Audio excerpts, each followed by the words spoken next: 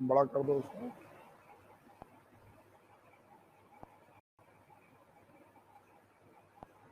बस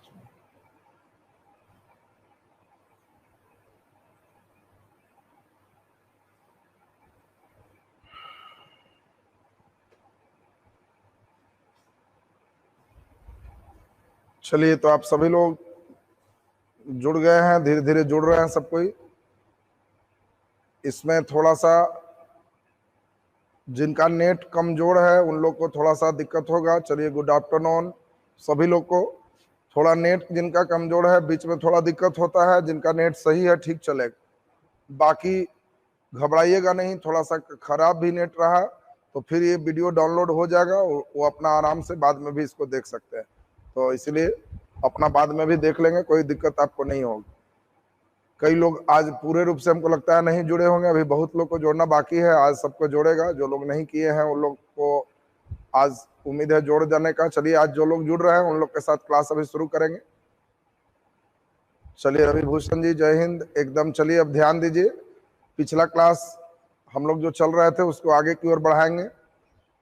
लॉकडाउन की स्थिति आप लोग देख ही रहे हैं, उम्मीद है 3 के बाद अब बढ़ने का संभावना तो कम लग रहा है। आवाज एकदम क्लियर होगा, आवाज में दिक्कत नहीं रहती है। आवाज और पिक्चर में उन्हीं लोग को दिक्कत होगा जिनका नेट थोड़ा सा कम है। यहाँ के स्तर से सब चीज सही जाता है, यहाँ से दिक्कत नहीं रहता है। चलिए, दीपक जी और सब कोई, कृष्णा पटेल जी, सभी लोग जुड़े हुए हैं। चलिए, रवि भूषण जी भी हैं, सब कुछ सही है। देखिए लिख रहे हैं रवि भूषण जी। तो यहाँ के इंड से सब चीज सही रहता है, वहाँ के नेटवर्क पर थोड़ा बहुत आपका नेट कमजोर रहने से दिक्कत हो सकता है, तो बाद में आप देख लीजिएगा। चलिए, आकाश जी भी देखिए एकदम क्लियर है। तो चलिए, आज हम लोग एकदम हेडिंग दें और पढ़ाई शुरू करते हैं। आज का क्लास हम लोग शुरू करेंगे जल मंडल, और इंपॉर्टेंट सेक्शन है जल मंडल, जिसको हम लोग हाइड्रोस्फीयर कहते हैं। तो हम लोग ध्यान दें, जल मंडल हाइड्रोस्फीयर के नाम से जाना जाता है। पिछले क्लास में हम लोग एटमॉस्फेयर वायुमंडल पढ़ रहे थे, और वायुमंडल के कई क्लास हम लोग देख चुके थे।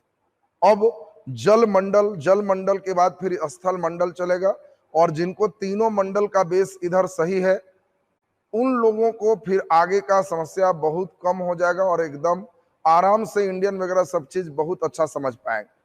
तो चलिए, अब हम लोग ध्यान दीजिए, जल मंडल है क्या, तो इसमें सभी लोग समझ गए होंगे। जल मंडल में जल के बारे में ही स्टडी करना है। जल बहुत छोटे रूप में है तो हम लोग इसी को कहते हैं कि तालाब है, थोड़ा सा बड़ा हो गया तो झील है, अगर प्रवाहित तो हो रहा है तो नदी है, अगर कोई जल 3 तरफ से जल घिर गया है तो इसको खाड़ी कहते हैं। जल ही घिर गया है 3 तरफ से तो ये खाड़ी कहलाएगा। इसी प्रकार से बहुत विशाल है थोड़ा तो सागर है, और बड़ा है तो महासागर। और कैसे, किसी का बहुत छोटा मकान तो झोपड़ी है, थोड़ा बड़ा हुआ तो मकान है, और बड़ा हुआ तो अपार्टमेंट है। सब रहने का ही निवास स्थल, लेकिन आकार के अनुसार से सबका नामकरण अलग अलग। ठीक उसी प्रकार से इसका भी आकार के अनुसार से इसका नामकरण हम लोग अलग अलग किए हैं। अब पृथ्वी पर जल मंडल की बात करते हैं तो देखिए, एक एक करके अब बातों को खूब समझना है और एकदम याद करते चलना है। बहुत आसान सेक्शन है। अगर हम पृथ्वी की बात करें तो आप पृथ्वी का मानचित्र देख पा रहे हैं। इसमें जो उकेरन किए हुए उजला सेक्शन आपको दिखाई दे रहा है, ये स्थल भाग। बाकी जो भी नीले कलर का आप देख पा रहे हैं, ये सभी जल का सेक्शन है। और आप देख रहे होंगे ये पूरा इधर से इधर, पूरा इधर, ये सभी सेक्शन जल से ही सबसे ज्यादा घिरा हुआ है। और इसीलिए आप कंप्लीट देख रहे होंगे कि पृथ्वी का मैक्सिमम भाग जल से ही घिरा है, सब जल से ही घिरा हुआ है। और इस बड़े बड़े भाग को हम लोग महासागर कहते हैं। और पृथ्वी के बारे में कहा जाता है कि अगर पूरे पृथ्वी का 4 हिस्सा हम कर ले तो 3/4 हिस्सा, 4 हिस्सा में 3 हिस्सा जल है, 1 हिस्सा 2 हिस्सा, 3 हिस्सा। इस 4 हिस्सा में 3 हिस्सा केवल जल है और एक ही हिस्सा स्थल खंड है जो पूरे का पूरे आप देख पा रहे हैं। यानी पृथ्वी पर जल की पर्याप्त उपस्थिति है और जल के उपस्थिति के कारण ही पृथ्वी को नीला ग्रह कहते हैं, क्योंकि जब अंतरिक्ष से हम पृथ्वी को देखते हैं तो पृथ्वी का कलर नीला दिखाई देता है। अब आपको दिमाग में सेट कर लेना है कि जब अंतरिक्ष से पृथ्वी को देखते हैं तो पृथ्वी का कलर नीला दिखाई देता है, इस जल के उपस्थिति के कारण, और इसीलिए पृथ्वी को हम लोग नीला ग्रह के नाम से जानते हैं। तो हम लोग थोड़ा सा जल के बारे में हल्का सुन लेंगे और तब आज के क्लास में महासागरों पर एक स्टेप लेंगे, तब थोड़ा सा झील, सागर, जलडमरू, मध्य, ये सभी छोटे छोटे टॉपिक आपको इस सेक्शन में कंप्लीट हो जाएंगे। तो चलिए अभी हम लोग ध्यान देते हैं, छोटे छोटे टॉपिक पर हम लोग क्लियर करते हैं। सबसे पहले सभी लोग का ध्यान चाहेंगे, हम लोग जो देख रहे हैं इनमें जल की स्थिति पहले बता दें, फिर उधर की स्थिति डिटेल चलेगी। जल में अभी हमने आपको बता दिया कि पृथ्वी का 3/4 हिस्सा लगभग जल से घिरा है। ये लगभग है, एक्चुअल 71% हिस्सा जल से घिरा है।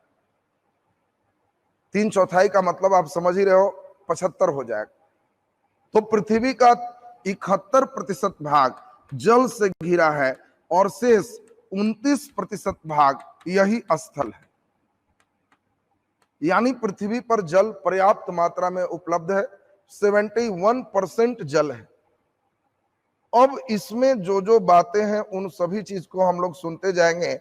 इस 71% जल में आपको लगा कि बहुत जल है, लेकिन आपको अभी समझा दें 97.5% जल खारा है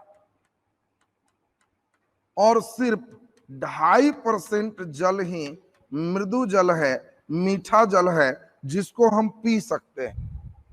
देखिए शुरुआत के फेज में हम लोग को लगा कि जल की कोई कमी नहीं।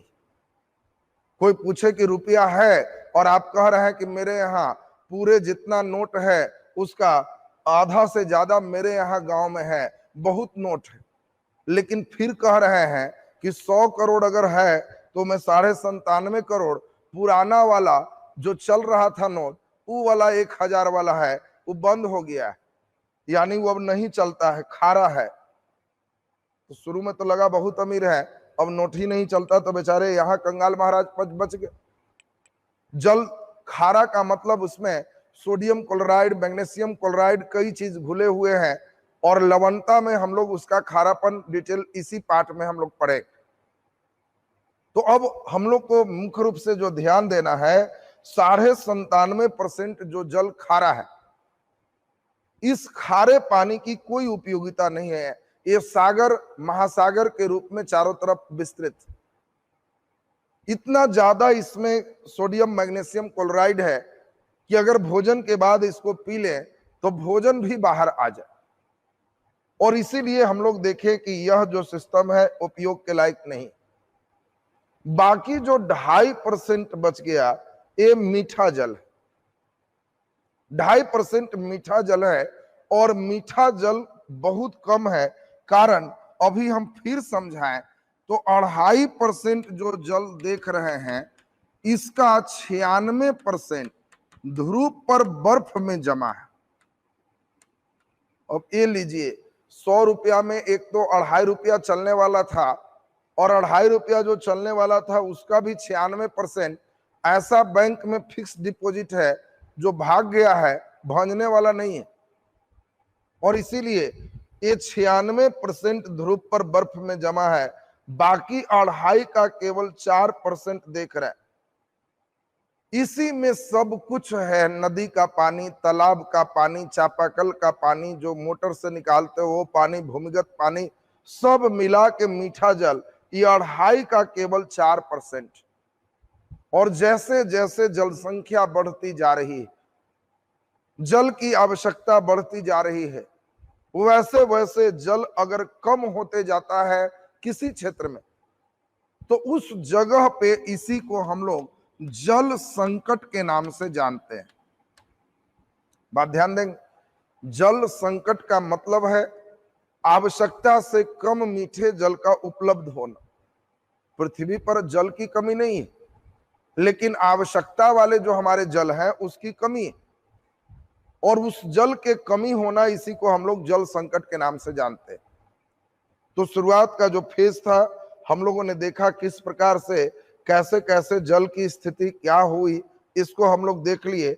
अब एक एक करके जो आज के क्लास है उसमें स्टेप, आज केवल बेसिक सुनेंगे। आज के क्लास का बेस आपका एकदम ठीक ठाक हो जाना चाहिए, और तब क्लास करने में जल मंडल खूब अच्छा लगेगा। इसमें हम लोग जो जल देख रहे हैं विशाल मात्रा में, इसको हम लोग महासागर वाइज बांट दिए हैं। इधर से इधर जितने भी हैं इसको हम प्रशांत महासागर के नाम से जानते हैं। और चूंकि पृथ्वी गोल है इसीलिए यह हिस्सा भी प्रशांत महासागर होगा। दोनों साइड प्रशांत महासागर है और पृथ्वी गोल है, इसीलिए ये दोनों हिस्सा प्रशांत महासागर। बीच का सेक्शन जो हम लोग देख रहे हैं इसी का नाम है एटलांटिक महासागर। ये एटलांटिक महासागर है, ये बीच का हिस्सा जो देखे जो। और भारत के नीचे जो देख रहे हैं इसी का नाम हिंद महासागर है, और ऊपर में जो आप देख पा रहे हैं इसी को आर्कटिक महासागर कहते हैं। और आपको दिमाग में सेट करना है, महासागरों की संख्या 4 है। पांचवा जो आप हल्का उठे हुए देख पा रहे हैं, ये चूंकि बर्फ से पूरा ढका है, इसको अंटार्कटिका कहते हैं। और अंटार्कटिका में चूंकि आपको ध्यान रखना है कि ये बर्फ से पूरा ढका हुआ सेक्शन है, तो इसीलिए इसको हम लोग खास करके स्थल मंडल की ओर में ले जाते हैं, और स्थल मंडल में इसको महादेश में करते हैं। एकमात्र महादेश है जहां कोई जनगणना नहीं होती, यहां कोई बहुत व्यक्तियों का निवास स्थान नहीं है, यहां का जनगणना नहीं होता। और इसीलिए आपको ध्यान रखना है कि इसमें कुल महासागरों की संख्या 4 है। और आज के क्लास में चारों महासागर का बेसिक जो बातें हैं वो सभी बात आपका एकदम क्लियर करेंगे। पहला महासागर का नाम हम लोग देखे दोनों तरफ प्रशांत महासागर, दूसरा महासागर हम लोग देखे अटलांटिक महासागर है, तीसरा हिंद महासागर है, और चौथा आर्कटिक महासागर। ये ठीक उसी प्रकार का है। सबसे बड़ा महासागर प्रशांत है, दूसरा नंबर का महासागर अटलांटिक है, तीसरा नंबर का महासागर हिंद है, और चौथा नंबर का महासागर आर्कटिक। यानी आकार के दृष्टि से भी आपसे पूछेगा तो प्रशांत पहला होगा चूंकि बहुत बड़ा है, दूसरा अटलांटिक, तीसरा हिंद और चौथा आर्कटिक होगा। अब इनसे जो जो प्रश्न बनता है उन सभी को एक एक बार हम लोग सुनेंगे, और फिर क्वेश्चन राउंड आपका एकदम कंप्लीट होना चाहिए। अभी सबसे पहला हम शुरू करेंगे प्रशांत महासागर। और प्रशांत महासागर में हम लोग पहले छोटे छोटे 2-3 प्रश्न आपसे चेक कर लें और फिर क्लास हम शुरू करेंगे। प्रशांत महासागर का आकार कैसा है आपको दे देगा चॉइस ए, अंग्रेजी के बड़े अक्षर ए के आकार का, बी अंग्रेजी के बड़े अक्षर एस के आकार का, सी डेल्टा के आकार का, और डी दे दिया आपको इसमें अंग्रेजी के बड़े अक्षर ई के आकार का। जल्दी आंसर देखते हैं। आकाश जी, तमाम सभी लोग एकदम बिल्कुल सही आंसर कर रहे हैं, और सभी लोग देखिए सही आंसर कर रहे हैं। Very good. अभी तक किन्हीं का सही आंसर नहीं आया। इस आकार पे सबसे ज्यादा लोग हैं, ये लोग केवल सेट प्रैक्टिस वाले लोग हैं जो अभ्यास करके इस मेन रटे रहते हैं। सही आंसर है डेल्टा के आकार का, और डेल्टा का मतलब त्रिभुज होता है। त्रिभुजाकार आकार यहाँ सबसे इंपॉर्टेंट है। जो लोग एस बता रहे थे उन लोग देखिए अभी कैसे पछताने लगेंगे कि जा गड़बड़ हो गया। आप यही चीज को ब्रेक मारेंगे। आपसे गड़बड़ क्या हो गया, क्योंकि आप केवल सेट बनाए हो। अटलांटिक महासागर का आकार एस के आकार का है, और आपको अटलांटिक महासागर का आकार एस वाला कई बार सेट बनाए हुए और दिमाग में बैठा लिए हैं कि किसी का आकार पूछेगा तो अंग्रेजी के अक्षर एस मार के चले आएंगे, लड्डू नंबर मिलेगा। हमने आपको प्रशांत महासागर का आकार पूछा था, अटलांटिक का नहीं पूछा। तो अब आप लोग को ये बात समझ में आ गई। धीरे धीरे काफी ब्रेक लगेगा, कैसे क्वेश्चन पूछेगा इन सभी बातों को भी करेंगे, और वहां से जिनका बेस सही होते जा रहा है तब जाकर के आपका एकदम ठीक ठाक हो जाएगा। अब सुनिए कैसे प्रश्न इसमें रहेंगे। अभी हम लोग चले जिसमें देख रहे हैं प्रशांत महासागर की बात। तो आपको हम एक बता दें, एक व्यक्ति हैं जिनका नाम है मैगलेन। यहां पे मैगलेन पहली बार यहां से इधर पार किया तो इसने पाया कि इधर के जल और इधर के जल की प्रकृति अलग है। बात ध्यान रखेंगे, ये मैगलेन सबसे पहले यहां पर जब पार किया तो उसने पाया कि इधर के जल और इधर के जल की प्रकृति अलग है, और इसी कारण से मैगलेन ने इसका नाम पैसिफिक रखा।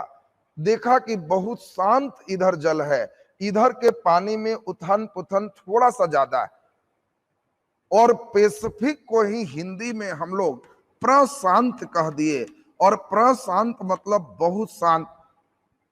और इसीलिए क्वेश्चन आएगा कि प्रशांत महासागर का खोज किसने किया, तो मैगलेन ने। आपको ध्यान रखना है, प्रशांत महासागर का खोज किसने किया, मैगलेन। प्रशांत महासागर कहां से खोजा गया, तो आपको यही चीज इंपॉर्टेंट बताए कि इस सेक्शन से इसने इसको खोजा था, और इसीलिए यहां से जब गया तो मैगलेन इसका नाम पैसिफिक ओशियन प्रशांत रखा। धीरे धीरे प्रशांत के बारे में बहुत कुछ जानकारी मिलते चली गई, और हम लोग को आश्चर्य हुआ कि पूरे पृथ्वी का सबसे नीचा जो सेक्शन है, इसको हम लोग ट्रेंच इंग्लिश में कहते हैं, हिंदी में गर्त कहते, देवनागरी में ऐसे ट्रेंच लिखा हुआ आ सकता है। ट्रेंच का मतलब होता है कि जैसे मान ले इस सागर का तल है, तो यहाँ पे कहीं कहीं ये तल इस प्रकार है, फिर इस प्रकार है, इस प्रकार है। जहां सबसे गहरा तल होगा, ये सभी को हम लोग गहरे वाले हिस्से को ट्रेंच कहते, गर्त कहते।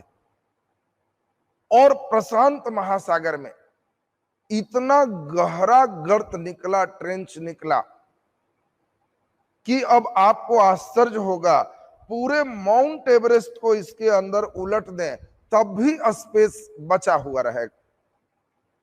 आप लोग को केवल मेरियाना ट्रेंच करने से काम नहीं चलेगा। आपको क्वेश्चन दे देगा कि यदि मेरियाना ट्रेंच के ऊपर माउंट एवरेस्ट को रख दिया जाए तो दोनों के बीच की दूरी क्या होगी। आपको क्वेश्चन दे देगा पृथ्वी के सबसे ऊपर बिंदु, तो ये माउंट एवरेस्ट है, और पृथ्वी के सबसे निचले बिंदु तो ये मेरियाना है, इन दोनों के बीच की दूरी क्या होगी। आपको क्वेश्चन देगा कि यदि मेरियाना ट्रेंच में माउंट एवरेस्ट को उल्टा कर दिया जाए तो कितनी स्पेस बच जाएंगे। तो ये चीज आपको ध्यान रखना होगा। अभी हम चलेंगे, बहुत बढ़िया, देखिए आंसर आया रवीश जी का, बहुत अच्छा आंसर है। तो अभी इसके विश्लेषण थोड़ा सा हम लोग सुनेंगे, कैसे प्रश्न घूमता है। मेरियाना ट्रेंच केवल रेलवे वाले लोग जो एसएससी के हैं उन लोग के लिए मेरियाना केवल याद रहे तो बहुत बड़ी बात है, लेकिन ग्रेजुएशन लेवल के बच्चों को पूछा जाता है कि आप चौहद्दी देखिए, बताइए, चौहद्दी देख के बताइए, हमें देखना है ये भी प्रशांत महासागर है, ये भी प्रशांत महासागर है। हमको देख के आप मानचित्र चोरी कर सकते हैं और बता दीजिए प्रशांत महासागर के पूरब में स्थित है, प्रशांत महासागर के पूरब में स्थित है। अब इसमें है एशिया महादेश, उत्तर अमेरिका महादेश, तो जल्दी से गेस कीजिए एशिया महादेश है कि उत्तर अमेरिका महादेश है, ईस्ट में कौन हो। तो अब ध्यान दीजिए, ईस्ट वेस्ट नॉर्थ साउथ, कम से कम आपको चौहद्दी ठीक होना चाहिए। अब देखिए दोनों तरह का आंसर आपके सामने आ गया है, नॉर्थ अमेरिका और एशिया दोनों आंसर आ रहा है। तो चलिए अभी हम लोग इसी चीज को सीखेंगे। एशिया भी कई लोग का आंसर देखे अभी आया, चलिए नॉर्थ अमेरिका भी आ रहा है। ईस्ट किधर होगा, इसके लिए हम लोग को अपने से सोचना होगा। ये पूरे पृथ्वी लंबा नहीं है, गोल है, इसको गोल बना के तब सोचना पड़ेगा। तो अभी गोल बना करके हम लोग सोचेंगे।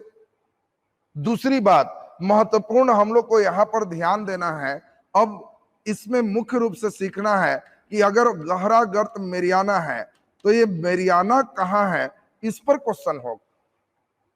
कहाँ है मेरियाना? यहाँ है, यहाँ है, नीचे है, इधर है, थोड़ा और यहाँ है, ऊपर है। आपको पॉइंट दे रहे हैं और आपको गेस करना है कि इसमें कौन मेरियाना ट्रेंच है, ये गेस कीजिए और तब हम मानेंगे कि आप धीरे धीरे स्टेप पकड़ रहे हैं। अब इसमें मेरियाना ट्रेंच का स्पेस हम 5 बिंदु दे रहे हैं। 5 बिंदु में आपको पकड़ लेना है कौन सा बिंदु यहाँ पे मेरियाना हो सकता है। एक बिंदु है पहला, दूसरा, तीसरा, चौथा, पांचवा। 5 पॉइंट हम दिए हैं। इन 5 पॉइंट में आप देख के सोचिए मेरियाना कौन है। मेरियाना ट्रेंच होगा। देखिए बहुत अच्छा, हम लोग का आंसर अलग अलग अभी आना शुरू है, लेकिन 2 जगहों पर घूम रहा है, अब 3 जगहों पर घूम गया। 3, 4, 5 की ओर ज्यादा लोग हैं, 4 पे मैक्सिमम बच्चे हैं, 3 भी मैक्सिमम लोग कर रहे हैं, बहुत अच्छी बात। यानी मेरियाना ट्रेंच को देखिए सुमन भारती जी 1 बता रहे हैं, तो आपको ध्यान रखना है पृथ्वी का जो गहरा गर्त है, ठीक से सुनते जाइएगा, पृथ्वी का जो सबसे गहरा गर्त है वो यहां पर स्थित है और मेरियाना ट्रेंच नंबर 4 पे चला जाएगा। अच्छा चलिए, हमने मेरियाना कर लिया, आप बता दीजिए पृथ्वी का दूसरा सबसे गहरा गर्त कौन है? नाम बता दीजिए, पृथ्वी का दूसरा सबसे गहरा गर्त कौन है? देखिए बहुत बढ़िया कृष्णा जी बताए, टोंग गर्त, वेरी गुड। तो बता दीजिए पृथ्वी का दूसरा सबसे गहरा गर्त का नाम टोंग गर्त है, तो इसमें टोंग कौन होगा? मेरियाना तो आप लोग समझ रहे हैं, टोंग को भी जरा समझ लीजिए। बहुत बढ़िया, देखिए श्वेता जी भी बताए हैं। चलिए 10,800 टोंग की गहराई आप बता रहे हैं, बहुत बढ़िया। टोंग की भी गहराई देखिए सही है कृष्णा पटेल जी का।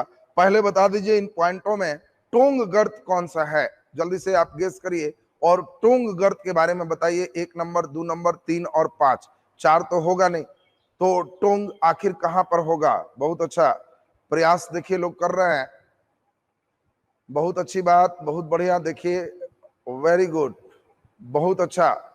देखिए आपको यहां मैक्सिमम बच्चे लेकिन सही कर रहे हैं, ये 3 नंबर टोंग गर्त है। पृथ्वी का सबसे गहरा सिस्टम यहीं पे है और आपको हमने पहले भी बताया था, ये विषुवत रेखा के ऊपर उत्तरी गोलार्ध होता है, ये दक्षिणी गोलार्ध है। तो कई बार क्वेश्चन इतना अच्छा दे देता है कि पृथ्वी के दक्षिणी गोलार्ध का सबसे गहरा बिंदु कौन है। और बच्चे को आदत क्या है, गहरा बिंदु केवल पढ़ता है, उत्तरी गोलार्ध और दक्षिणी गोलार्ध तो घर आके वो समझेगा, केवल देखेगा पृथ्वी का गहरा बिंदु, मेरियाना मार के चला आएगा। आपको मानचित्रों के साथ एकदम बिल्कुल पकड़ इसकी होनी चाहिए। दूसरी बात आपको समझाएं, जब धीरे धीरे आप ज्वालामुखी पढ़ेंगे तो उसमें आपको पूछा जाएगा सबसे ज्यादा ज्वालामुखी कहां पे उत्पन्न होते हैं।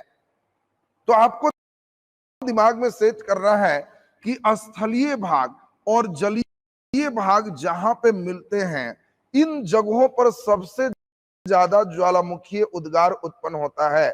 और ज्वालामुखी होना एक अच्छी बात है, चूंकि पृथ्वी के अंदर की जो भी गर्मी है वो ज्वालामुखी के सहारे निकल जाते हैं और इसीलिए ज्वालामुखी को पृथ्वी का सेफ्टी वॉल्व कहते हैं। कभी कभी आपको एकदम आसान क्वेश्चन आ जाएगा कि पृथ्वी का सेफ्टी वॉल्व किसे कहते, तो आप आंसर दोगे ज्वालामुखी। फिर क्वेश्चन आपको पूछा जाएगा ज्वालामुखी की क्रिया सबसे ज्यादा कहां पे होती है, तो आपको ध्यान रखना है कि जहां सागरीय तल और स्थल दोनों मिलते हैं वहां पे सबसे ज्यादा होता है। और प्रशांत महासागर के तट पे, किनारों पे इतना ज्यादा ज्वालामुखी की क्रिया है कि इन जगहों पर एक गोल रिंग जैसा बना हुआ है, इसको रिंग ऑफ फायर कहते हैं। रिंग ऑफ फायर का मतलब आग का वलय। कभी कभी क्वेश्चन पूछता है आग का वलय किस महासागर में स्थित है, तो आपको ध्यान रखना है कि रिंग ऑफ फायर, आग का वलय, प्रशांत महासागर के तटीय क्षेत्रों में स्थित है, जहां पे ज्वालामुखी के मुख्य रूप से क्रियाकलाप संपन्न होते हैं। तो चलिए अब हम लोग एक एक करके प्रशांत महासागर का, आज सभी महासागर का बेस हम पूरे कंप्लीट करेंगे। तो पहले प्रशांत का हम प्रयास करें, एक मानचित्र आपको दिखाएं। प्रशांत महासागर का मानचित्र देखने के बाद अब आप इसको पूरे समझ पाएंगे। ध्यान दीजिए, देखिए ये जो मानचित्र हमने लाया है, ये मानचित्र प्रशांत महासागर का है। और प्रशांत महासागर में इस हिस्से को हम लोग देख पा रहे हैं, लगभग एक ट्रेंगुलर त्रिभुज के आकार का है। आपको यही चीज जो समझाए थे, यही चीज आपको सीखना था। एक डेल्टा नुमा त्रिभुज के आकार का मुख्य रूप से इसका शेप, अंग्रेजी के अक्षर एस के समान इसकी आकृति नहीं। इसके बाद आपको ध्यान रखना है कि प्रशांत महासागर में अब सभी लोग को क्लियर हो रहा है कि जब इसके पूरब में आएंगे तो उत्तर अमेरिका और दक्षिण अमेरिका है। शुरू वाला मानचित्र में देखो अलग था, उस समय मानचित्र खुला हुआ था। जब भी हम मानचित्र में कोई भी प्रशांत महासागर की बात करें, इसमें जलधारा चलाएं, तो आपके पास जो मानचित्र दिया है इसको उल्टा करके और दोनों एक साथ सटा के इस बीच के स्पेस का अध्ययन करेंगे। तो प्रशांत महासागर में हम लोग देख लिए, ये उत्तरी अमेरिका को टच करता है, दक्षिणी अमेरिका को टच करता है। यहां से हम चल रहे हैं तो एशिया को भी टच करता है, ऑस्ट्रेलिया को भी टच करता है।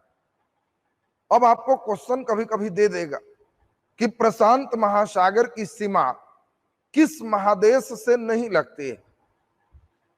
प्रशांत महासागर की सीमा किस महादेश से नहीं लगती?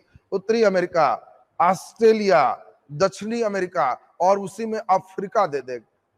तो अभी तो चूंकि आप यहां पढ़ रहे हो तो कोई टेंशन नाम की चीज है नहीं, अभी एकदम आप अफ्रीका तुरंत मार दो। लेकिन परीक्षा में इसी चीज को थोड़ा ज्यादा दिमाग लगाना पड़ता है, पूरे सेट करना पड़ेगा।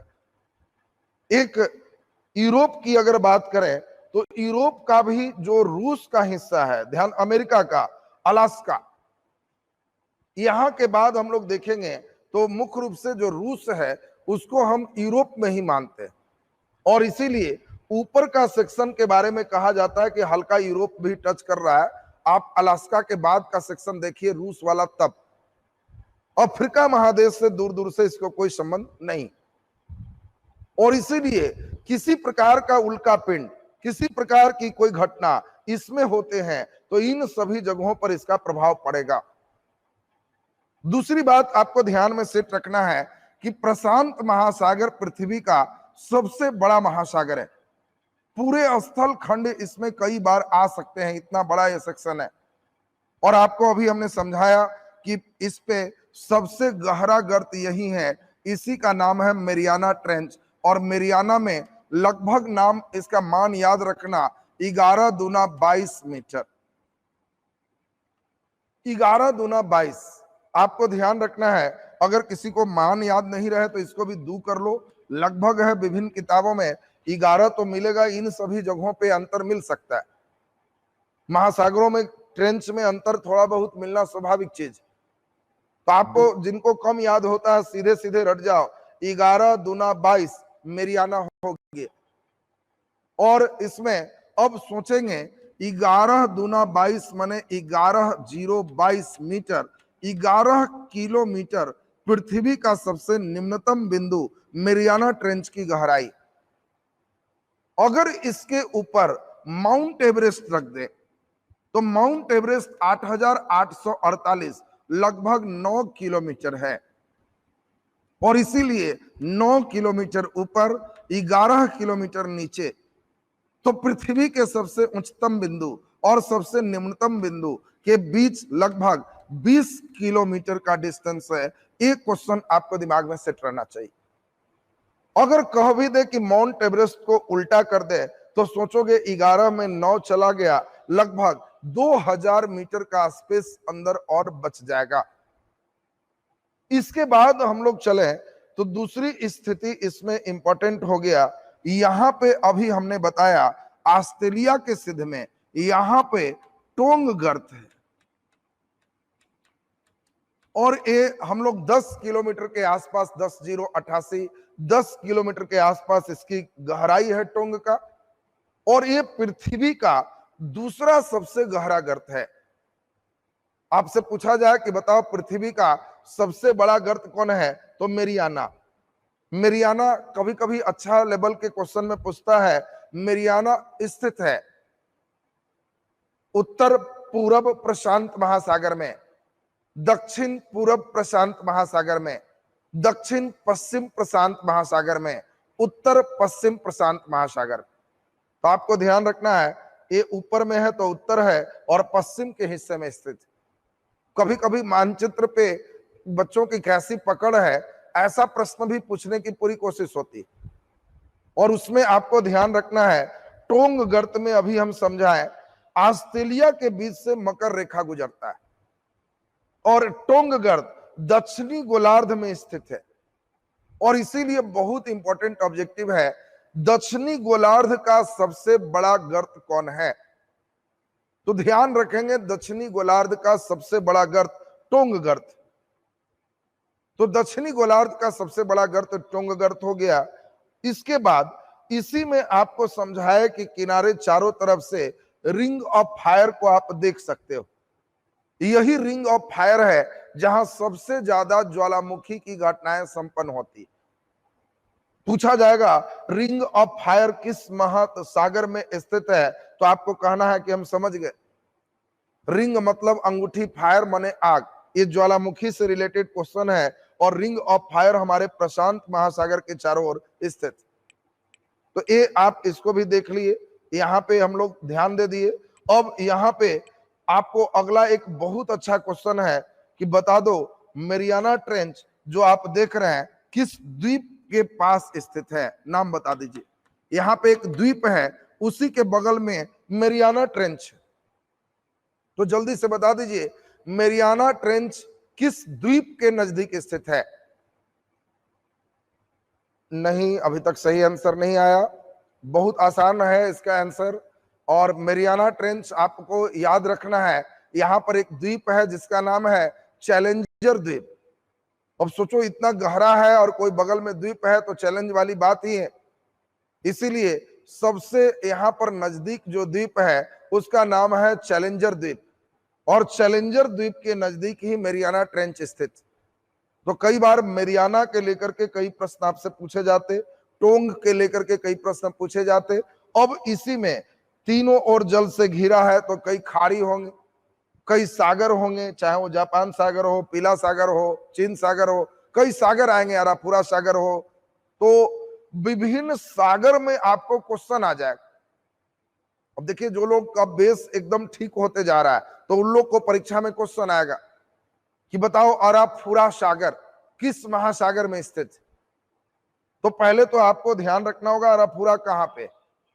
तो हम डिटेल सागर, खाड़ी, ये जल डमरू, ये सभी एक साथ चलेंगे। आज के क्लास का प्रयास सबसे ऊपर है कि हम लोग आज महासागर के बारे में एक सामान्य जानकारी सभी लोग को आज दे दें। इसके लिए मुख्य रूप से आज का क्लास हम कर रहे थे। तो चलिए अब यहाँ के बाद दूसरा नंबर हम लोग महासागर पे आए। तो दूसरा सबसे बड़ा महासागर आप देख रहे, देखिए यही पे मेरियाना है और बगल में यही चैलेंजर द्वीप। यहाँ पे रेड कलर से जो आप देख रहे हैं, ये रेड कलर वाले का नाम आप देखेंगे तो यहीं पर नाम है चैलेंजर द्वीप। और चैलेंजर द्वीप के पास ही आप देखेंगे तो यही नाम है मेरियाना ट्रेंच, मेरियाना। यही चीज आपसे पूछा गया था, तो आपको ध्यान रखना है कि चैलेंजर द्वीप नजदीक मेरियाना ट्रेंच हो गया। अब अभी हम आपको दूसरे नंबर की बात करें तो दूसरा नंबर में सभी लोग को मालूम है, ये है अटलांटिक महासागर। और अटलांटिक महासागर में थोड़ा सा जो प्रश्न है उस पर हम चाहेंगे पूरा ध्यान दीजिए। बिल्कुल सही, इसी का आकार अंग्रेजी के बड़े अक्षर एस के आकार का है। ये अंग्रेजी के बड़े अक्षर एस के आकार का इसका आकार है। और इसीलिए बहुत इंपॉर्टेंट क्वेश्चन होता है, कई लड़का प्रशांत में भी वही मार देता है। प्रशांत महासागर में त्रिभुज का आकार करना है और अटलांटिक महासागर में आपको कहना है कि समझ गए अंग्रेजी के बड़े अक्षर एस के आकार का हमारा अटलांटिक महासागर है।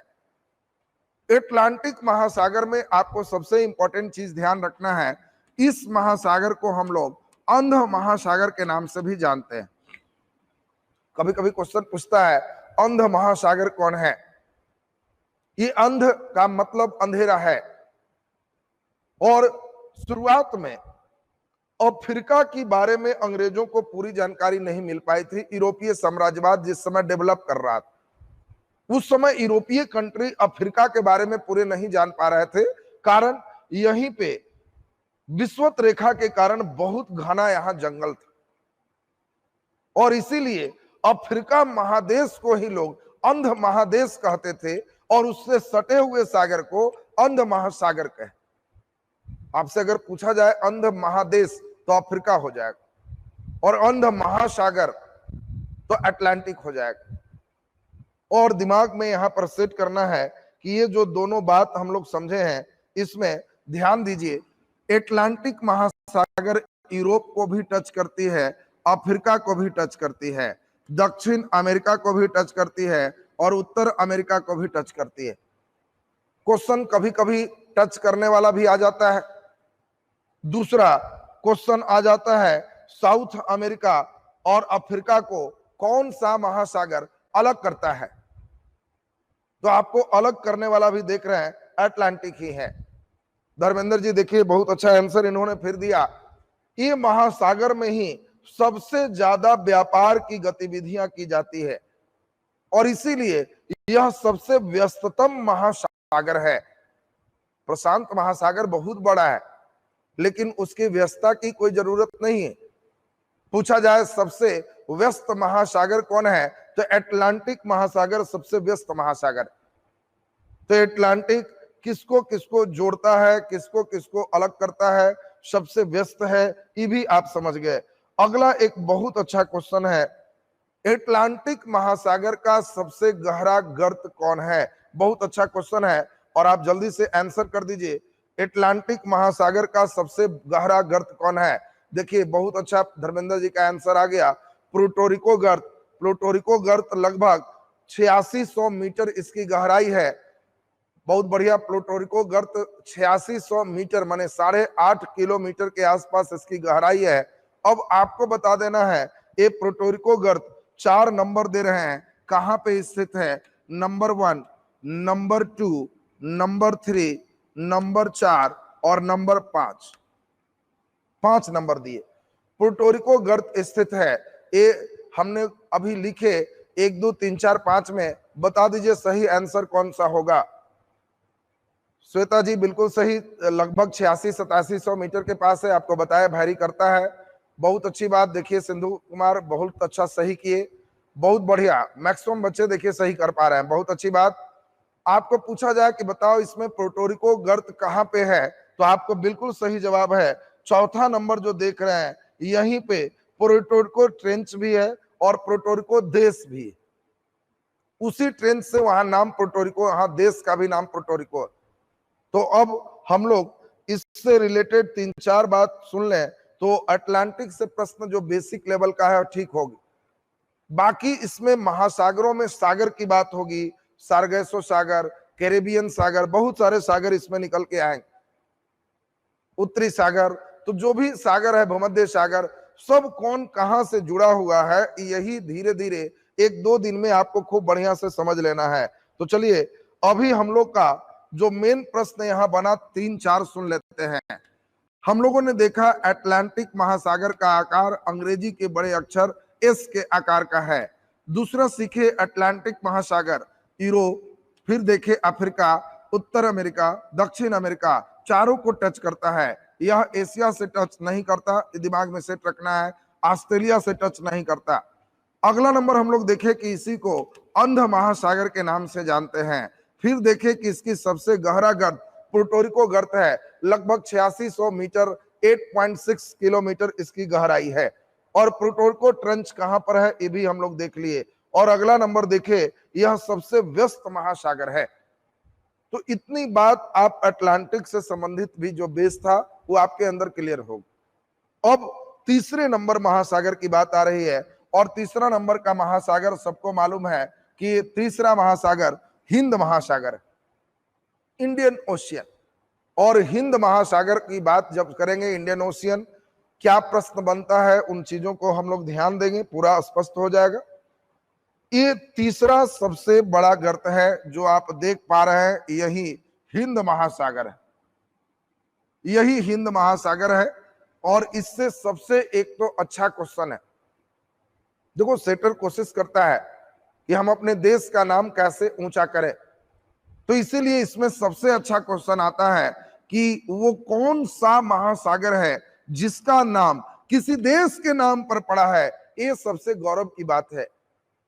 कोई महासागर हो, 4 महासागर है, प्रशांत है, अटलांटिक है, हिंद है, आर्कटिक है, सिर्फ एक हिंद महासागर नामी है इंडियन ओशियन, इंडिया के नाम पर पड़ा है। ये भारत के लिए गौरव की बात है, क्योंकि कोई महासागर किसी देश के नाम पर नहीं।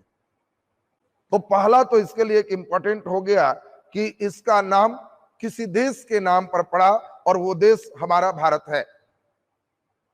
दूसरा, हम लोग हिंद महासागर हिंदुस्तान से लिया गया, हिंद महासागर हिंदुस्तान है, तो इसीलिए अब हम लोग देखें कि ये हिंदुस्तान से, इंडिया से लिया हुआ एकमात्र इसका नाम हम लोग देश से संबंधित है।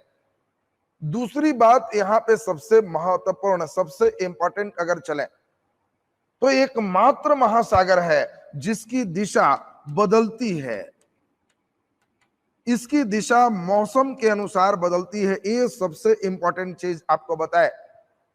सभी जगह जलधारा, ध्यान दीजिए, सभी जगह जो जलधारा है वो सब जगह जलधारा एक खास दिशा में चलेगी, लेकिन हिंद महासागर की जो जलधारा होगी, मॉनसून आने पर नेचर अलग होगा, जाने पर नेचर अलग होगा, और इसीलिए इसकी हिंद महासागर की धारा दिशा अपनी बदलती है। ये दूसरा बहुत इंपॉर्टेंट क्वेश्चन। धर्मेंद्र जी भी बिल्कुल सही कह रहे हैं, ये चूंकि बहुत बड़ा नहीं है, छोटा आकार है, पूरा का पूरा नहीं है, इसीलिए इसको अर्ध महासागर भी कहते हैं, अंध नहीं, अर्ध महासागर। अर्ध मीन्स आधा। अगर अंध महासागर कहता तो अंध में अटलांटिक होता, अर्ध मने आधा, आधा कह रहा है तो हिंद महासागर हो। तो हम लोगों ने पहला नंबर देखा, किसी देश के नाम पर इसके नाम है। दूसरा नंबर हम लोग देखे कि इसकी धारा, जलधारा मौसम के अनुसार से दिशा बदलती है। तीसरा नंबर हम लोग देखे कि इसको अर्ध महासागर के नाम से जानते।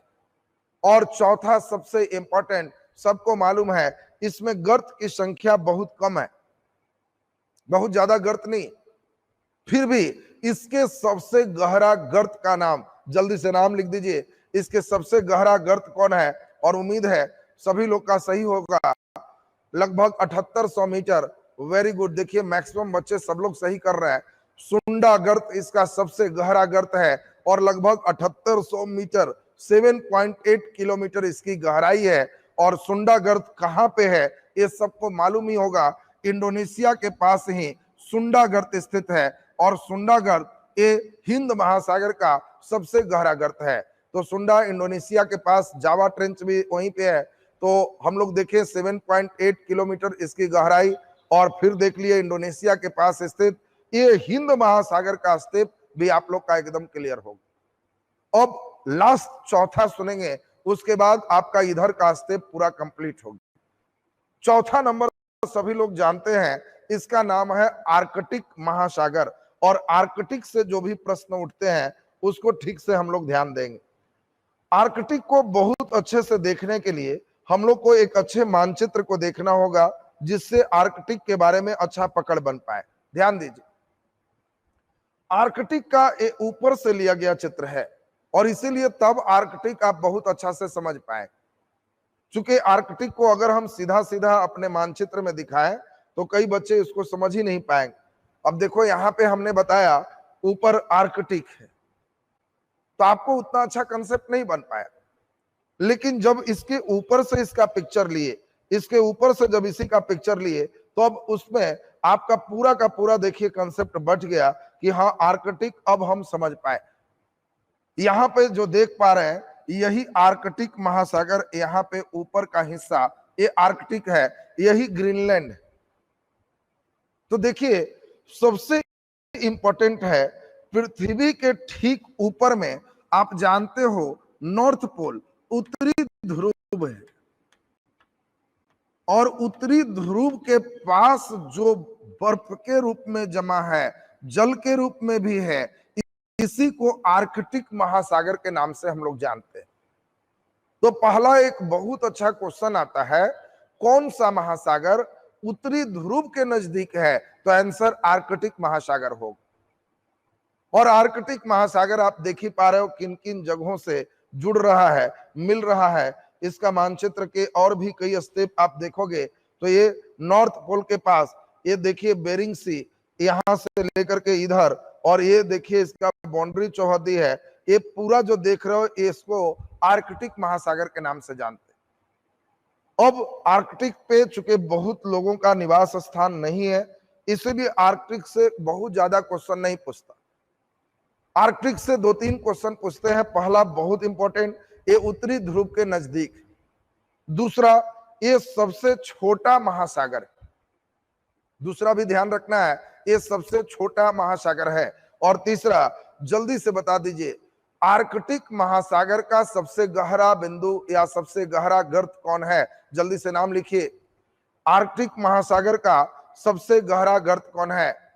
Very good. देखिए रवीश जी सबसे पहले लिखे हैं यूरेशियन बेसिन, बिल्कुल सही जवाब है। श्वेता जी का भी यूरेशियन बेसिन इसका सबसे गहरा गर्त है।